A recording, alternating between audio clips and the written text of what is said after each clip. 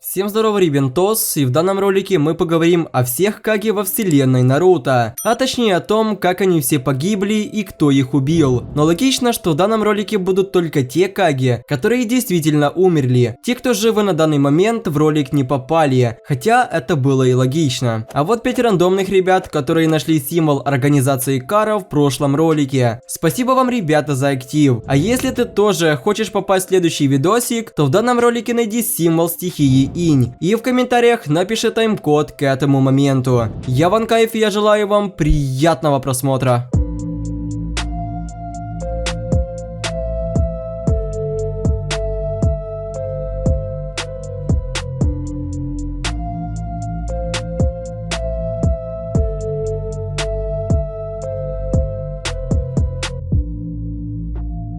Начнем мы, пожалуй, с Цучикаги, а именно с первого правителя деревни Скрытого Камня Ишикавы, у которого был очень спокойный характер, и он, по своим же словам, был способен распознать значимость камня и человека всего лишь с первого взгляда. Ишикава был старый мужчина с усами и козлиной бородкой, а также, кто не знает, то он был дедушкой старика Ооноки и прапрадедушкой Куроцучи, которая на данный момент является 4-м Цучикаги. Нигде не говорилось, как именно умер Ишикава, но самой логичной его смертью будет пожилой возраст, так как ему было примерно более чем 80 лет. Второй Цучикаги Му, который является одним из сильнейших Каге своего поколения. Он был показан как человек, который готов обеспечить хорошее будущее для своей деревни любыми способами. Своими действиями он доказал, что любит свою деревню, при этом ненавидя остальные страны шиноби и их правителей. Умер Му в бою против второго Мизукаги Хозуки Гингетсу, но самое интересное то, что второй Мизукаги также погиб в этой битве. Третий Цучикаги Ооноки – это тот очень маленький старик, который владел очень мощным Кейкей Тота, а именно стихией пыли. Ооноки жил еще со времен Хаширамы и Мадары и дожил до времен Боруто. Но несмотря на свой пожилой возраст, он не хотел оставлять пост Цучикаги, объясняя это тем, что он еще достаточно силен, чтобы защищать свою деревню.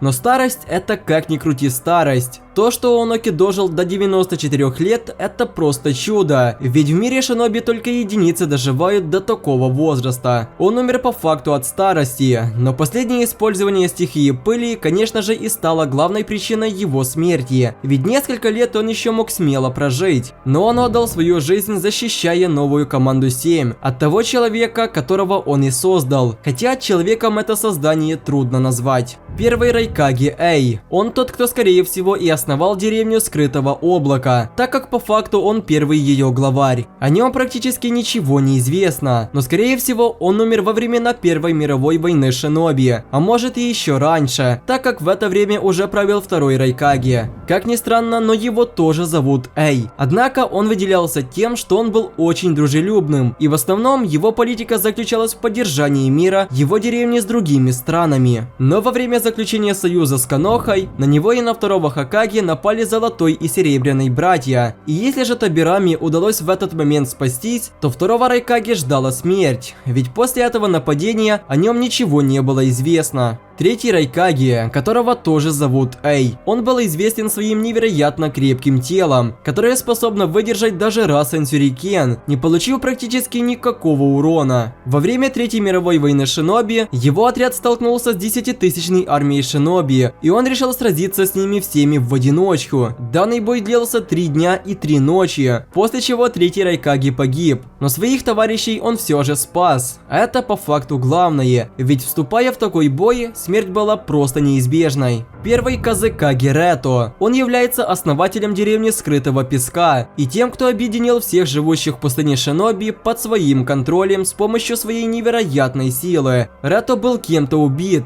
однако кто именно это сделал, к сожалению, неизвестно. Но вот после его неожиданной смерти, многие считали, что титул Казекаги проклят. Хотя, как по мне, это немного смешно, ведь смерть в мире шиноби это не проклятие. Это признак того, что враг либо хитрее, либо сильнее тебя. Второй Казекаге Шамон. Он тот, кто был правой рукой Рето, а также почти все его знали как человека, который всегда хотел сделать свою деревню лучше. И хоть он был на посту Казекаге недолго, но вклад в развитие своей деревни он сделал очень огромный. Он был убит точно так же, как и Рето. Неизвестно, кто это был и зачем он это сделал, но после его смерти люди еще больше начали верить в то, что пост Казекаге проклят. Третий Казекаге, который считался сильнейшим Казекаге всех времен, то есть он был сильнее тех, кто правил деревней скрытого песка перед ним. Не нужно сейчас думать, что он сильнее Гаары. Третьего Казекаге убил Сасори, после чего он использовал его тело как марионетку для сражения в боях. Четвертый Райкаге Раса, он является отцом Гаары, и именно он сделал его Джинчури Кишукаку. Однако он очень сильно любил свою деревню, и все его действия были направлены на ее улучшение. Его убил Орочимару перед вторым этапом экзамена на Чунина. После его убийства Орочимару скрылся под его видом, для того, чтобы напасть на Каноху неожиданно. Первый Мизукаге Бьякурен, который основал деревню Скрытого Тумана. О его смерти мне, к сожалению, хоть какой-то инфы найти не удалось, поэтому самой логичной причиной его смерти будет старость. Второй Мизукаге Хузуки Гингетсу, о котором я уже упоминал ранее. Он умер в бою против второго Цучикаге Му, однако после воскрешения он этого не помнил, поэтому Му рассказал Гингетсу, что давным-давно они убили друг друга, после чего второй Мизукаге опять хотел его убить.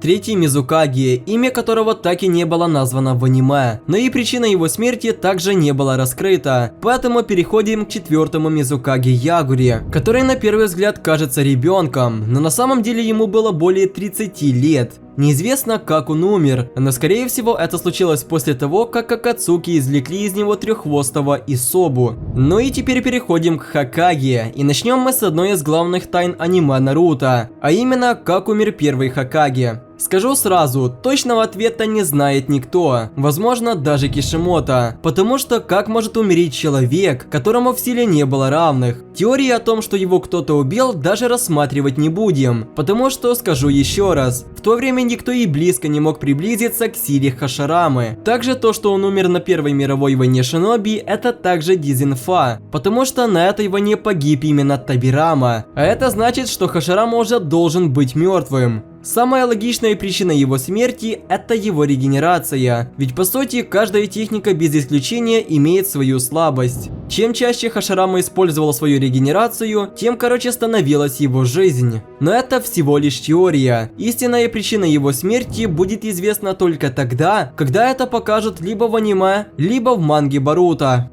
Второй Хокаге Табирама Санджу. Наверное, это самый лучший Хокаге всех времен. Если же Хашираму вместе с Мадарой создали Каноху, то Табирама сделал самый большой вклад в ее развитие, начиная от создания Академии Ниндзя и заканчивая полицией Канохи. Как я уже говорил ранее, он умер на Первой мировой войне Шиноби. И если же во время заключения союза со Скрытым Облаком ему удалось выжить после нападения Кинкаку и Гинкаку, то в этот раз все было точно наоборот. Он пожертвовал собой, чтобы спасти молодое поколение. И он умер от отряда, во главе которого были все те же Золотой и Серебряный братья.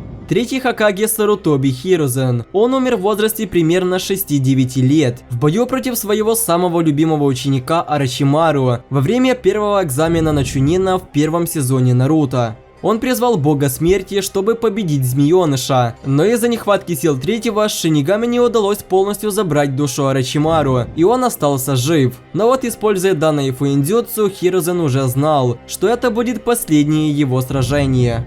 И последний на сегодня умерший Каге – это Минато Намикадзе, который хоть и стал самым молодым Хокаге, но в то же время он продержался меньше всех на этом посту. Однако у него было все, чтобы превзойти всех и стать сильнейшим Хокаге всех времен. Он умер, защищая Каноху от Курамы. Как и третий Хокаге, он использовал бога смерти, только в данном случае он хотел запечатать Хвостатого внутри себя и своего ребенка, что ему и удалось сделать, но взамен на это он отдал свою душу богу смерти. В принципе, это все Каги, которые умерли. Те, кто не попали в данный ролик, сейчас живы. Но посмотрим, что будет в аниме Боруто, ведь там уже будет жертв намного больше.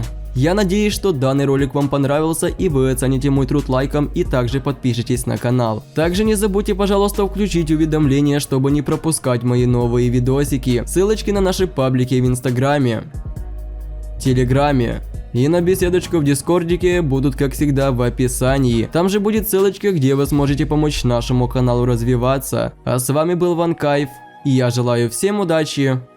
Всем пока.